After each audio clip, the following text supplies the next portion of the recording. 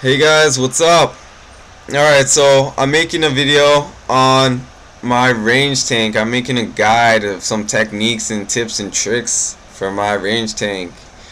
Alright, so let's start off with my stats. Alright, so I have 31 strength. That was totally on accident when I was doing dungeoneering, but it didn't level me up at all, so it's no big deal.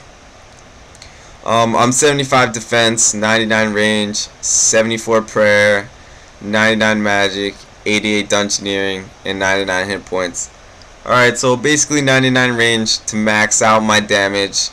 I got 74 prayer for rigor, which is actually the best range bonus prayer, but you need to do dungeoneering to get it. It's 190,000 dungeoneering tokens to buy the prayer, but that's not too bad.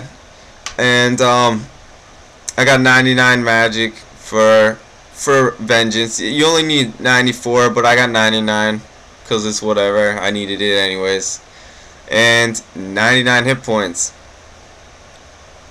Alright, so basically that covers the stats to my account. So let's move on to some of the items that I use. I'm using a Helmanet's Knot, Glory, Black D'hide chaps, snakeskin boots, barrels gloves, a diamond ring enchanted, a blessed spirit shield, and dragon bolts enchanted, and rune knives. So if you're going to use this guide to make your own range tank, clearly you can integrate your own ideas with items that you want to use as a range tank. So that's pretty sweet. This is just basically what I would use regularly, is this setup and possibly a thorax helmet. Alright, so now I choose the rune knives because they break people's vengeance and they're fast to the switch KO. So I think that's good. Oh, it also comes with the ability that they don't know what you're gonna do next. Are you gonna do rune crossbow or are you gonna do your special?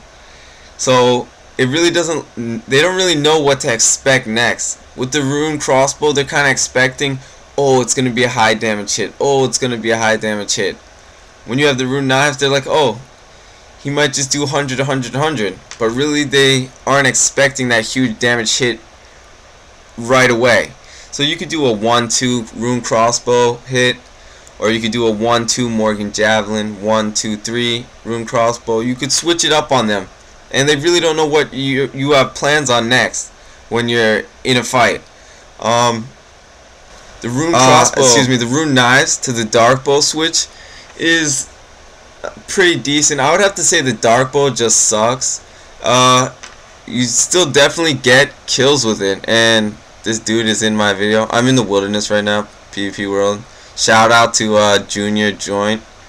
Alright, so basically I use the rune knives to the dark bow switch because it's pretty fast. If you're using rune crossbow to dark bow, it's extremely slow. Like, don't get me wrong, you can get kills with the dark bow from anybody who is in full HP, and the problem is it just doesn't seem to hit full HP very often, and that kind of sucks. So if you're doing rune crossbow to the dark bow switch, it gives them plenty of time to eat food and cerebro.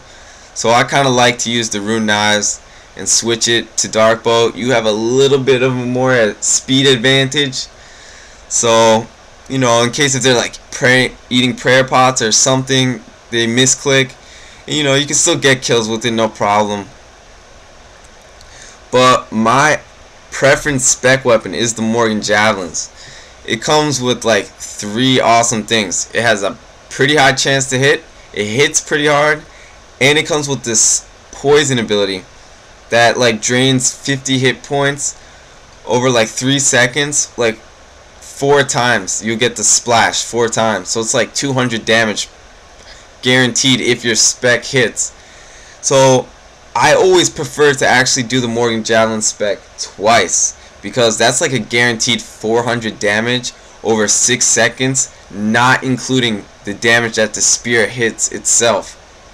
So I find that super effective. Also, instead of doing a 2-item switch from the arrows to the dark bow, you have the ability to just switch to the Morgan Javelin just by clicking on it, which is sweet in itself.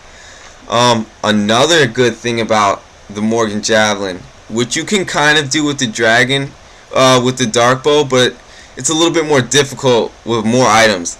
So basically the idea is to eat a food when you're eating a food and switching to your Morgan Javelin, so they don't see you switch it, so they don't know to eat.